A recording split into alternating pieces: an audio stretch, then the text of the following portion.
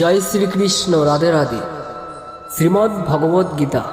আপনি যদি প্রতিদিন ঘুমানোর আগে এবং সকালে ঘুম থেকে উঠে প্রতিদিন যদি গীতা শোনেন, আপনার জীবনে সমস্ত দুঃখ কষ্ট আর থাকবে না।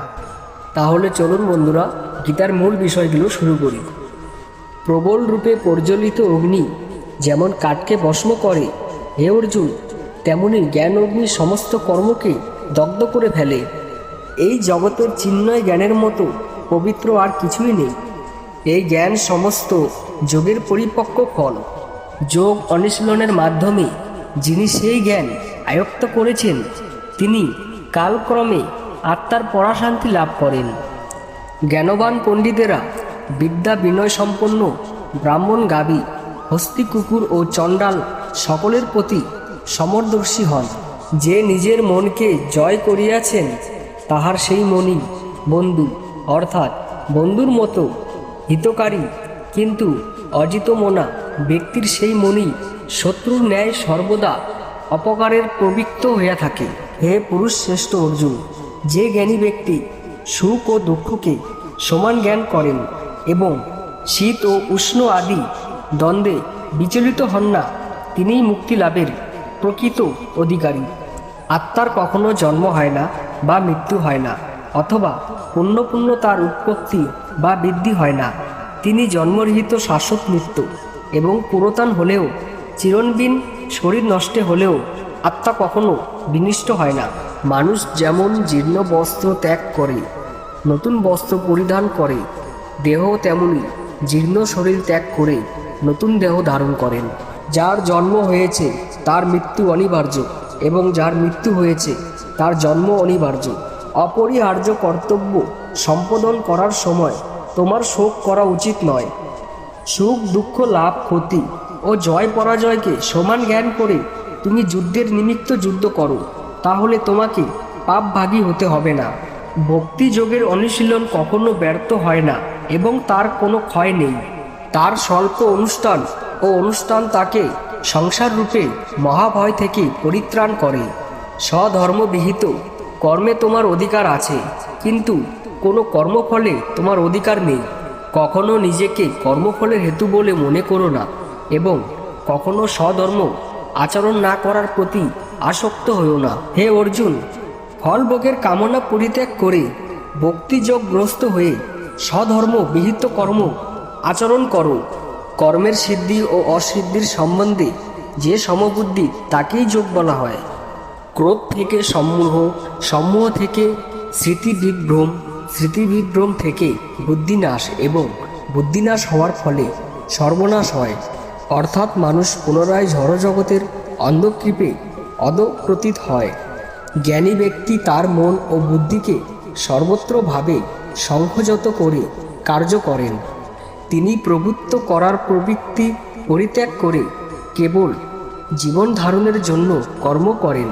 এভাবেই কর্ম করার ফলে কোনো রকম পাপ তাকে স্পর্শ করতে পারে না। যিনি অনায়াসে যা লাভ করেন তাতেই সন্তুষ্ট থাকেন, যিনি সুখ দুঃখ রাগ দেশ আদি দ্বন্দ্বের বশীভূত হন না এবং মাৎসর্য শূন্য, যিনি কার্যের সাফল্য ও অসাফল্য অবিচলিত থাকেন, তিনি কর্ম সম্পাদন করলেও কর্মফলের দ্বারা কখনো আবদ্ধ হন না। সদ্গুরুর শরণাগত হয়ে তত্ত্বজ্ঞান লাভ করার চেষ্টা করো। বিনম্র চিত্তে প্রশ্ন জিজ্ঞাসা করো এবং অকৃত্রিম সেবার দ্বারা তাকে সন্তুষ্ট করো। তাহলে সেই তত্ত্বদ্রষ্টা পুরুষেরা তোমাকে জ্ঞান উপদেশ দান করবেন। অজ্ঞশাস্ত্রের প্রতি শ্রদ্ধাহীন ব্যক্তি কখনোই ভগবক্তি লাভ করতে পারে না। সন্ধিগদ্ধ চিত্র ব্যক্তি ইহলোকে সুখভোগ করতে পারে না এবং পরলোকেও সুখভোগ করতে পারে না। হে ধনঞ্জয়, যিনি নিষ্কাম কর্মের দ্বারা কর্মত্যাগ করেন, জ্ঞানের দ্বারা সংশয় নাশ করেন এবং আত্মার চিন্ময় স্বরূপ অবগত হন, তাকে কোনো কর্মই আবদ্ধ করতে পারে না। এতএব হে ভারত, তোমার হৃদয়ে যে অজ্ঞানপ্রসূত সংশয়ের উদয় হয়েছে, তা জ্ঞানরূপ খড়ের দ্বারা ছিন্ন করো। যোগাশ্রয় করে যুদ্ধ করার জন্য উঠে দাঁড়াও। হে অচ্যুত, তোমার কৃপায় আমার মোহ দূর হয়েছে এবং আমি স্মৃতি লাভ করেছি। আমার সমস্ত সন্দেহ দূর হয়েছে এবং যথাজ্ঞানে অবস্থিত হয়েছি। এখন আমি তোমার আদেশ পালন করব।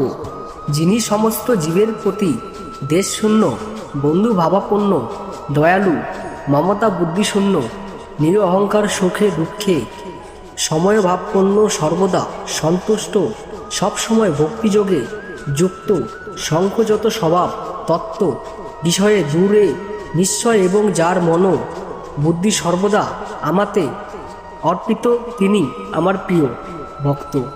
যার দ্বারা কোনো জীব উদ্বেগপ্রাপ্ত হন না, যিনি কারো দ্বারা নিজেও উদ্বেগপ্রাপ্ত হন না এবং যিনি হর্ষ, ক্রোধ, ভয় ও উদ্বেগ থেকে মুক্ত, তিনি আমার অত্যন্ত প্রিয়।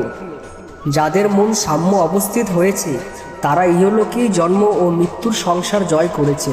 তারা ব্রহ্মের মতো নির্দোষ, তাই তারা ব্রহ্মেই অবস্থিত হয়ে আছেন। অকৃত যোগী সমস্ত জীবের মধ্যে আমাকে দর্শন করেন এবং আমাতেই সব কিছু দর্শন করেন। যোগযুক্ত আত্মা সর্বত্রই আমাকে দর্শন করেন।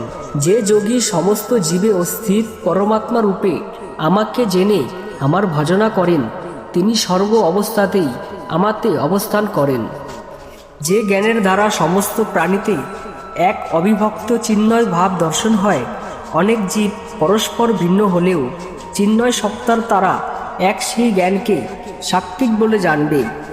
হে অর্জুন, যিনি আমার অকৈতব সেবা করেন, আমার প্রতি নিষ্ঠাপরায়ণ, আমার ভক্ত, জড় বিষয়ে আসক্তি রহিত এবং সমস্ত প্রাণীর প্রতি শত্রুভাব রহিত, তিনি আমাকে লাভ করেন।